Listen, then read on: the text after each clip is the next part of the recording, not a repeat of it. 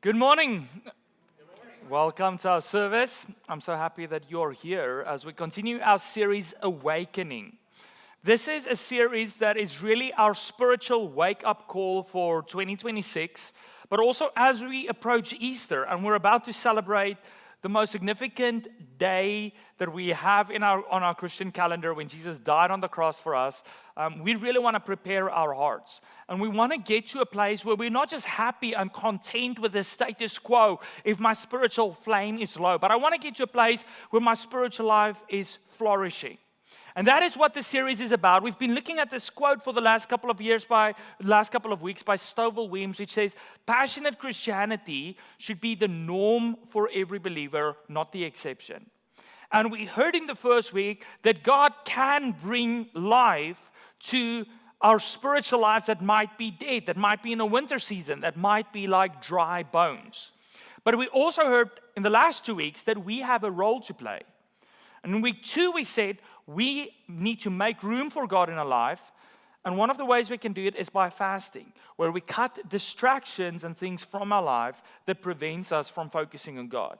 We also heard last week that we should cut the number one obstruction in our life that's in opposition to God, that stands between us and God, and that is sin. That is anything that separates us from God, things that are not in alignment with His will for our lives.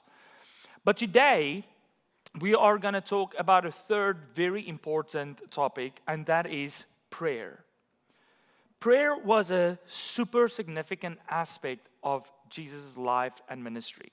Throughout the Bible, we see, even in the Old Testament, that fasting and prayer always went together. And fasting and prayer often superseded incredible moves of God. Before Jesus started His ministry, what did He do? He fasted for 40 days in the wilderness and He prayed. Before Jesus goes to the cross, what does He do? He prays in the garden. And we see this pattern in the life of Jesus, that before He did anything significant, before He called His disciples, before He did big miracles, He would often go into solitude and He would spend time in prayer with His Father.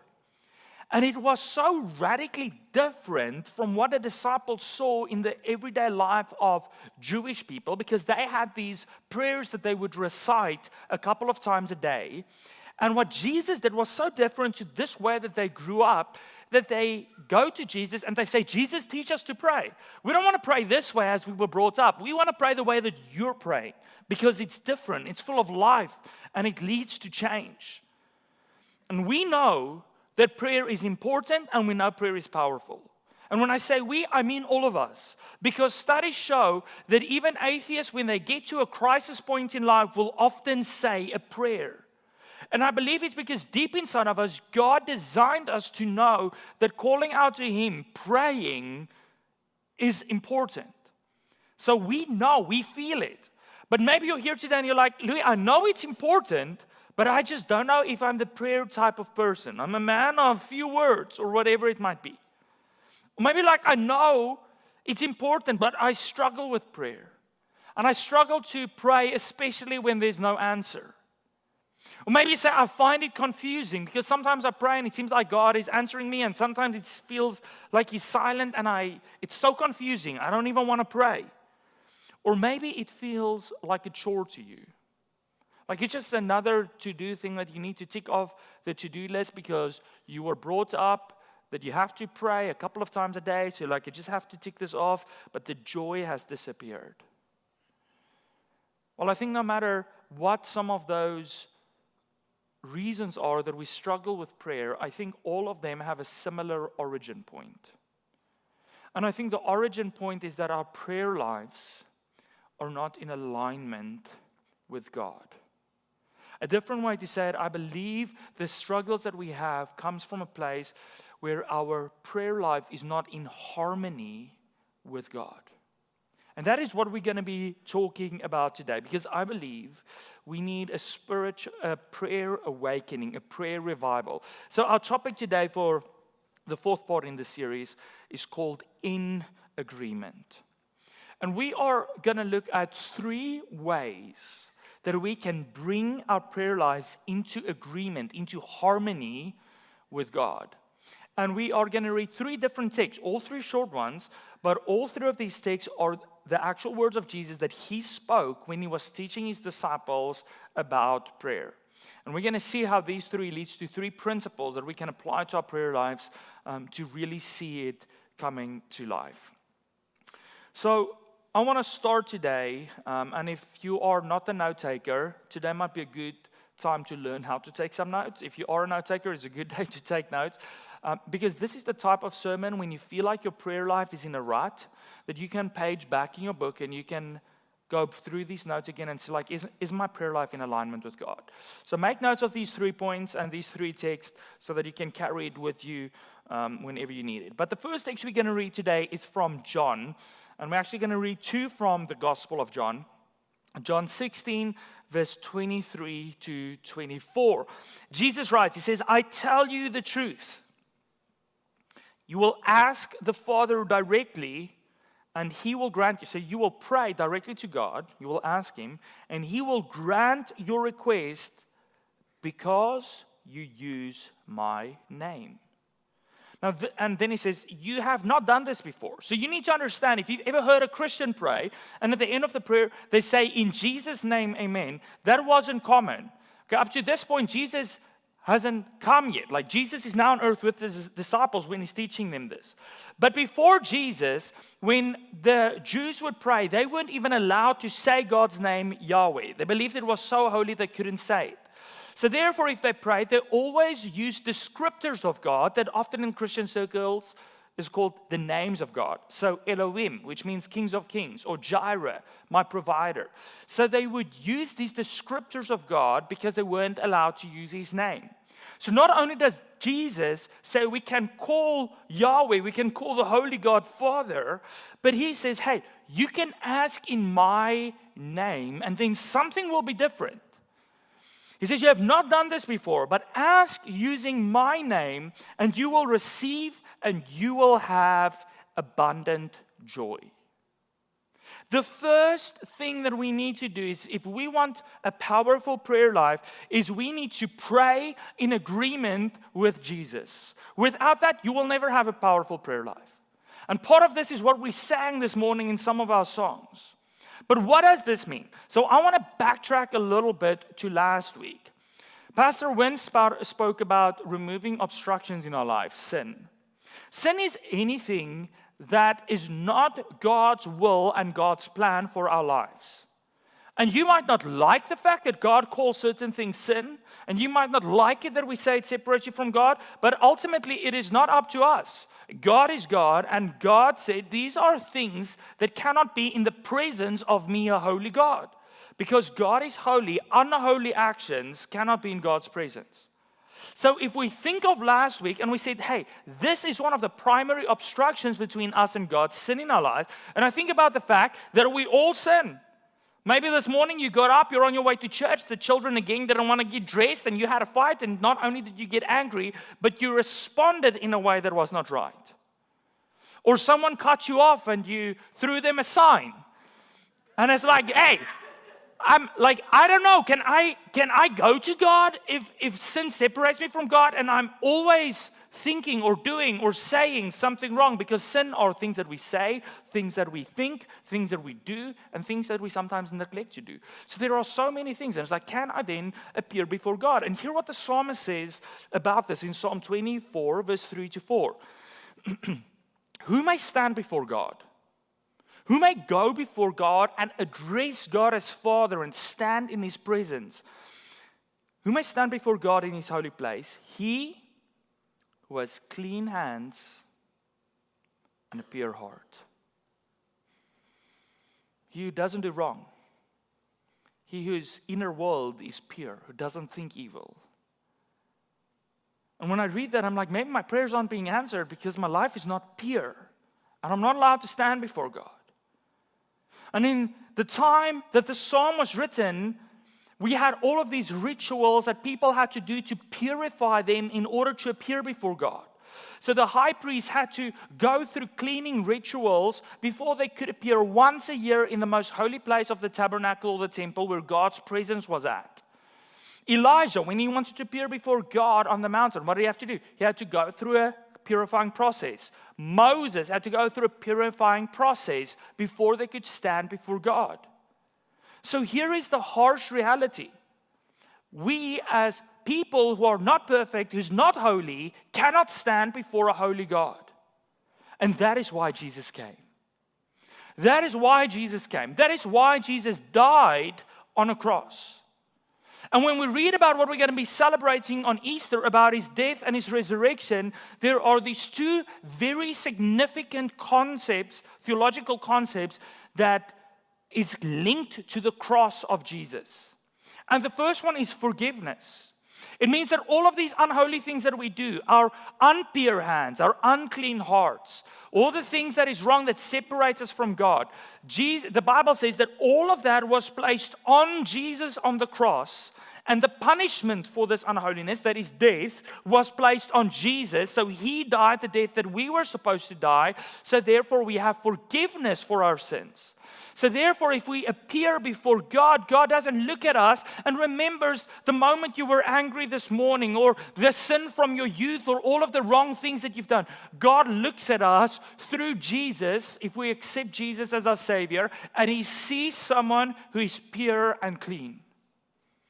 But the second concept that is tied to the cross is that of adoption. And I don't think we understand how significant this is. The Jews felt so far removed from God, and Jesus says, hey, if you have me, you have been adopted. The Bible says you have the right to be called children of the Most High. So who can stand in the house of his dad, his son, his daughter? See, God adopts us as his children if we put our faith in Jesus, which means we can go freely to our Father, not to a distant God, but to our Father who loves us, who cares about us. And those are two significant things that the cross of Jesus changed for us. And when we read Psalm 24, who can stand before God? It is the one who is pure and clean because he's put his faith in Jesus, not because he's perfect. You see, Jesus taught us something completely new. He qualifies us to come into God's presence. So we can go to God not because I'm perfect, not because I do some good, not because I don't always do the bad that I feel like I want to do. I can go before God because of who Jesus is and what he's done for me. Therefore, Jesus says, use my name. And this isn't about just ending a prayer within the name of Jesus. This is about the way that we live. And I want to illustrate this in a simple way that might help you to make sense of this. What did Jesus mean when he says, use my name? Say you have a very rich uncle. He's a millionaire or a billionaire. And he comes and he gives you his credit card. And he says, take my credit card and use my name, use my power, use my authority. And go and get what you need and get what's important. And like you can use it as if it's yours, my name, my power, my authority. But here's the thing. Because you use my name, because you use my authority and my power, I want you, everything you buy, everything you do under my name and my power and my authority has to reflect my values. Right? He doesn't want to pay for drug abuse. He doesn't want to pay for all kinds of unholy things. He wants his name to be tied to good things. So he says, use my name and use my power, use my authority, but only for good things. And that is the principle. When Jesus says, use my name, he says, I give you the right to go in my power and in my authority and go before God in that way. Because of Jesus, we have incredible authority when we pray. Prayer is not about earning access to God, trying to bribe God so that we can stand before him. Prayer is about receiving access to God through Jesus Christ. And he gave us access. And he gave us his incredible power and his unlimited authority and resources to go before God. And here is what this means. When we live in and for Jesus, and we pray in the name of Jesus as he said, our prayers are as powerful as if Jesus prayed it himself. So the first step to a powerful prayer life is your prayers need to be in agreement, in alignment, in harmony with Jesus. Maybe you're like, I have prayed in Jesus' name since I was little. Remember, I said it's not just about the words. It's about living that way, right? But I have tried to do it. I've prayed it. Still, I sometimes find that the answer is no. So why did Jesus get yeses and I get no's? It's because Jesus did something perfectly that we struggle with. And that is that his prayers were always in complete alignment with the Father. But how do I know if my prayers are in alignment with God? So we're going one chapter back. We were in John 16. We're now going to John 15, verse 7. John 15, verse 7, New Living Translation. Jesus said, "If you remain in me and my words remain in you, you may ask anything you want and it will be granted." So before you get what you want, Jesus said there is a condition, and that is that I remain in you and my words remain in you, or that you remain in me and my words remain in you. Jesus preached this in the greatest sermon he ever preached, in the Sermon on the Mount, where he ends it at the end, and he says, if you hear my words and you obey them, you live them, you do it, then you are like a wise man who built his house on a rock. So this is not about memorizing Bible verses. This is not just about memorizing scripture or knowing it. When Jesus says, you're in me and my words in you, when he says, when you hear my words and you obey them, it means that we are doers of the word of God. We don't simply hear it, but we pray in agreement with his words, that we live in agreement with his words and his will. You might be like, but how do I know his will and his words? Simple.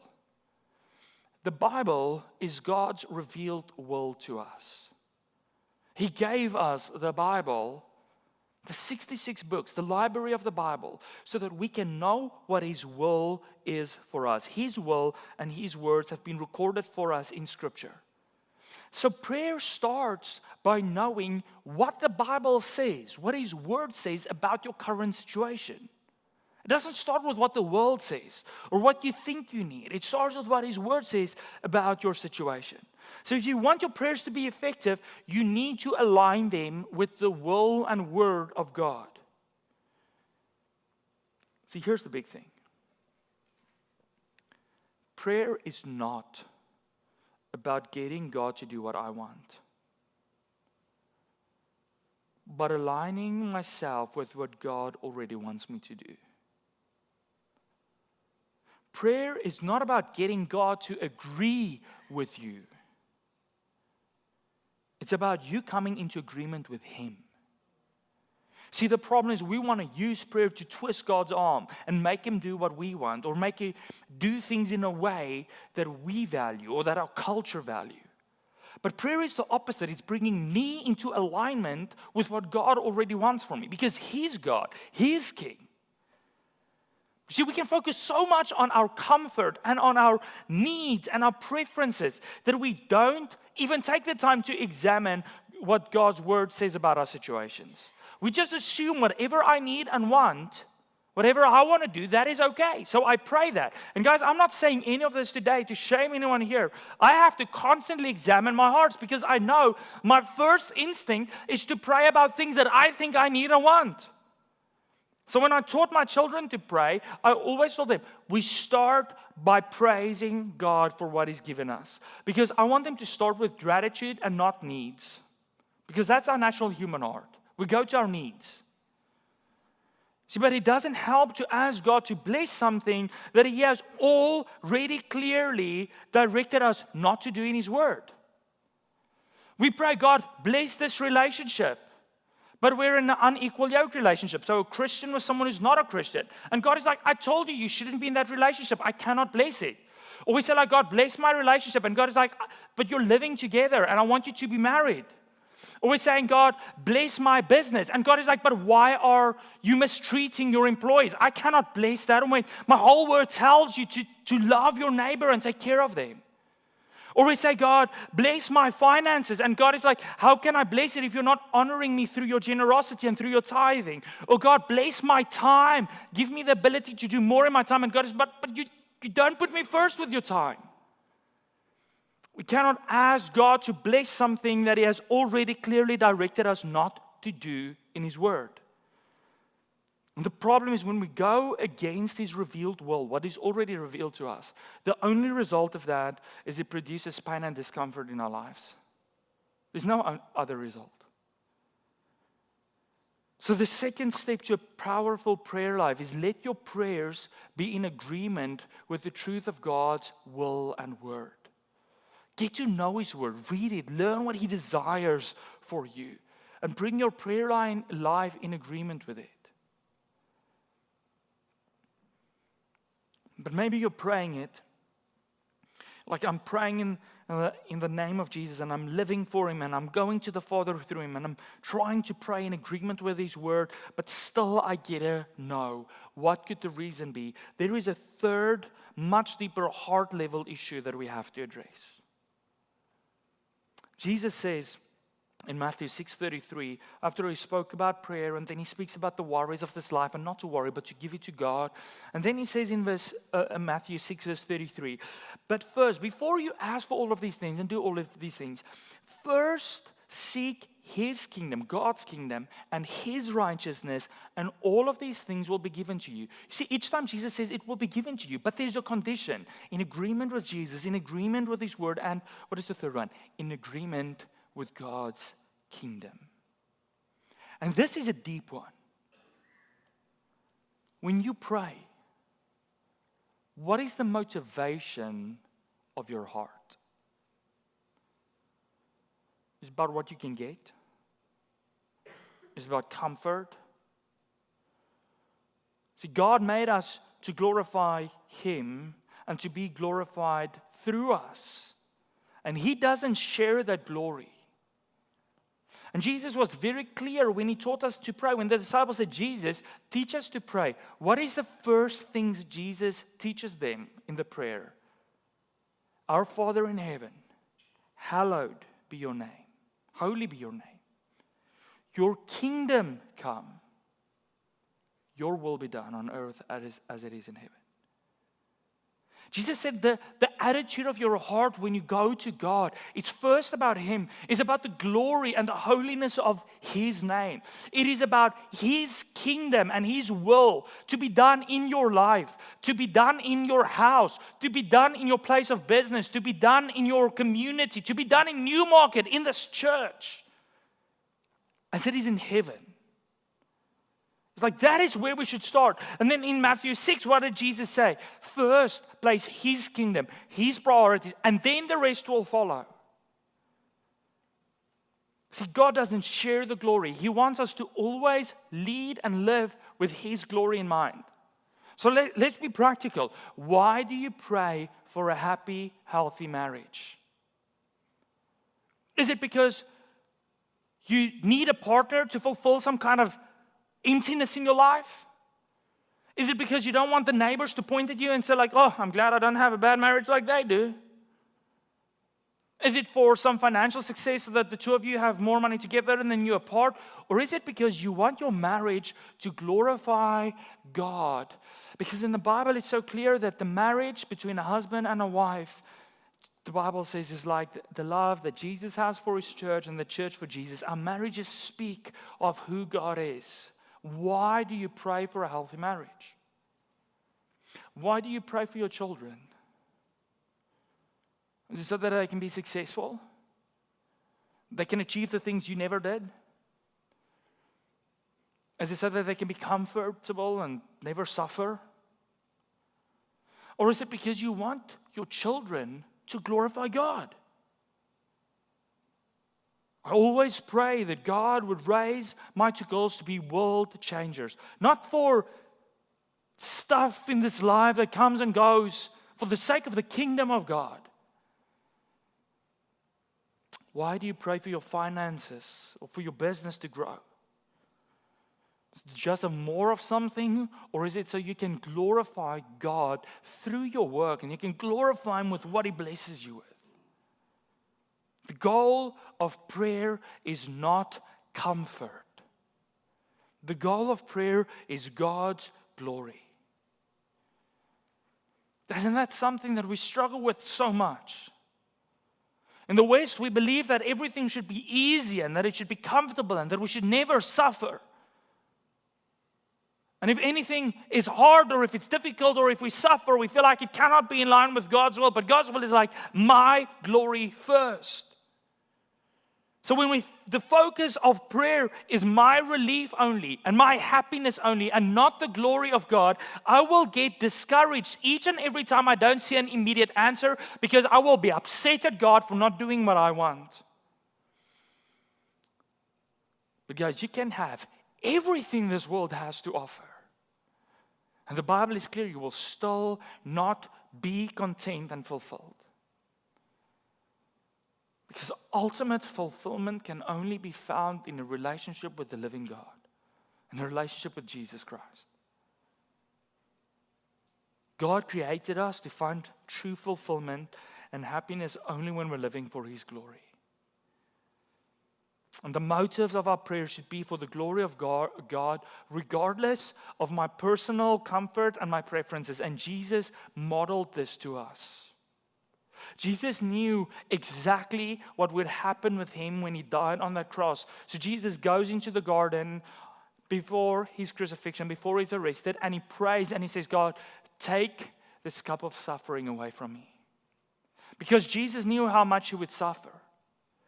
And He poured out His heart's desire to God. He said, this is my desire that I won't suffer. But He said, still God, your will and not mine. It is about your glory and your plan and not my comfort. The third step to a powerful prayer life is to let your prayers be in agreement with God's kingdom.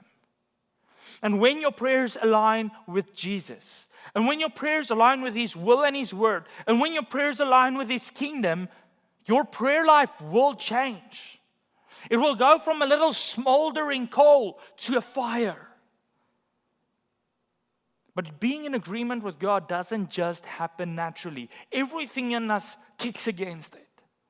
It is a choice that we need to make to bring our life into agreement with Jesus, into agreement with His word and His kingdom. It is a heart attitude that is set on glorifying God and living out His will and purpose for our lives.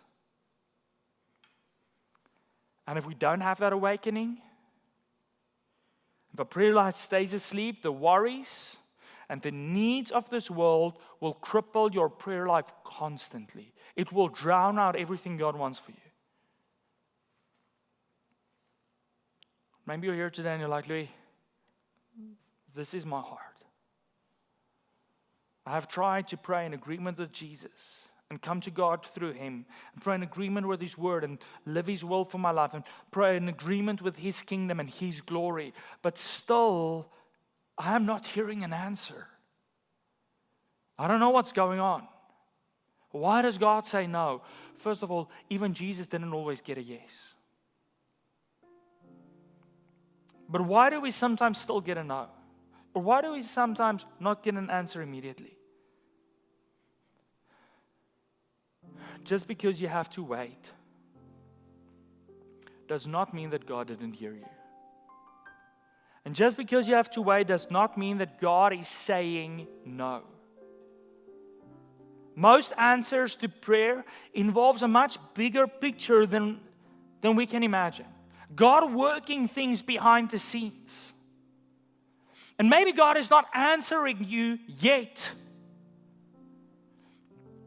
because He's setting up the stage for a miracle. Or maybe God is not answering you yet because He is preparing you and your heart and your attitude and yourself for either the challenge or the blessing that the answer would bring. But we need to learn to wait on God. And waiting on Him doesn't mean, it's not a passive thing. It's not saying like, God, help me with this, and then you wait for the next 20 years till finally God shows up. Waiting in the Bible is always active. Because if God is preparing me, if God is changing my heart, if God is doing a work in me in a time of waiting, it means it's an active wait. It means I engage with God in the waiting. It means I keep searching for His will. I keep going to Him. I keep reading His word. It's an active wait until the answer comes. It's engaging Him in a process that will make room for His kingdom to come and His will to be done in your life. So if you're in a season of waiting, don't lose hope. Engage the process and remain confident that God has heard you, that He loves you, and that He wants the best for your life. And while misaligned prayers will constantly lead to frustration because you don't get the answer that you were hoping for, here's the beauty. When our prayers are in alignment with God, it leads to peace even before the answer comes. Not because of the answer, but because I know who God is. Because I know what He wants for my life. And I want to close with this morning. Romans 8:28. Paul writes, he says, we know that in all things, the good and the bad, the comfort and the suffering, through the yeses that you receive and the no's that you receive, for times when God immediately answers you and times when you have to wait, through all things, God works for the good of those who love Him, those who have been called according to His purpose. Let's pray.